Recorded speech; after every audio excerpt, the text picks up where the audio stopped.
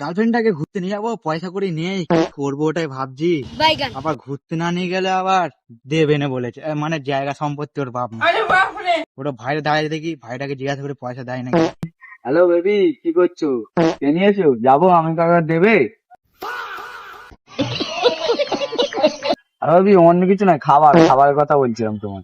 ওই ভাই, তোর কিছু পয়সা ধার দে না, বাইগান। না ঘুরতে যাবো। ব্যাস এইটুকু ব্যাপার, কত পয়সা লাগবে তুই এনে ধর, পয়সা ধর। বাইগান। কি রে নিবি তো? দেখ ভাই, আমি ইয়ার্কি করতে আনি, পয়সা সব করে দে। ঠিক আছে বেবি, ফোনটা একটু রাখো তো, একটু বেশি পয়সা লাগবে, 1.5 লাখ টাকার মতো লাগবে। আমি পরে ফোন করছি। ভাই আমার কাছে পয়সা নেই ভাই, তুই 20 টাকা নেই, তুই আমাকে টাকা দে ভাই। এদিকে পয়সা নেই, এদিকে গার্লফ্রেন্ডকে ভাষণ দিচ্ছ 1 লাখ 1.5 লাখ। হ্যাঁ, 20 খা, তোকে 5 টাকা দিচ্ছি, 20 খা।